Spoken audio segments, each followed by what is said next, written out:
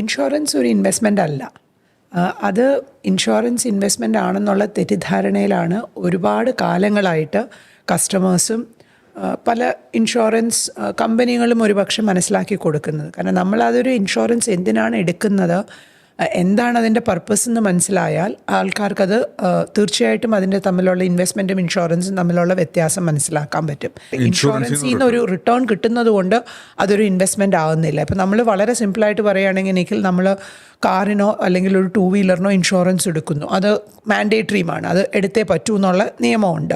അല്ലെങ്കിൽ നമ്മളൊരു health insurance policy എടുക്കുന്നു. അപ്പോൾ നമുക്കറിയാം നമുക്ക് എന്തെങ്കിലും സംഭവിച്ചാൽ, ഇപ്പോൾ കാറിനൊരു കേടുപാട് വന്നു അല്ലെങ്കിൽ ഒരു ചെറിയ ആക്സിഡൻറ്റിൽ പെട്ടാൽ അത് ക്ലെയിം ചെയ്യാൻ വേണ്ടിയാണ് നമ്മൾ ഇൻഷുറൻസ് എടുക്കുന്നതെന്നുള്ളത്. അല്ലാതെ നമ്മൾ അതിൽ നിന്ന് ആ റിട്ടേൺ എക്സ്പെക്റ്റ് ചെയ്യുന്നില്ല. മാത്രമല്ല അത് വരണമെന്ന് നമ്മൾ ആഗ്രഹിക്കുന്നില്ല. അപ്പോൾ ഈ വ്യത്യാസം വരുന്നത് ഒരു ലൈഫ് ഇൻഷുറൻസിൻ്റെ കാര്യം വരുമ്പോൾ മാത്രമാണ് ഇതൊരു ഇൻവെസ്റ്റ്മെൻറ്റ് കോൺസെപ്റ്റിലേക്ക് പോകുന്നത്.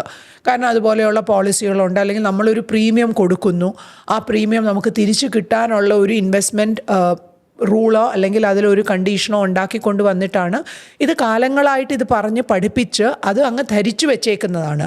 പക്ഷേ അത് സാമാന്യം അതിനെക്കുറിച്ച് മനസ്സിലാക്കുകയും ഫിനാൻഷ്യൽ പ്ലാനിങ്ങും അല്ലെങ്കിൽ എന്താണ് ഇൻവെസ്റ്റ്മെൻറ്റ്, എന്തിനാണ് ഇൻഷുറൻസ്, എന്തിനാണ് മെഡിക്കൽ ഇൻഷുറൻസ് നമ്മൾ മനസ്സിലാക്കുകയാണെങ്കിൽ തീർച്ചയായിട്ടും ഞാൻ പറയും ഇൻഷുറൻസും ഇൻവെസ്റ്റ്മെൻറ്റും രണ്ടും രണ്ടാണ്.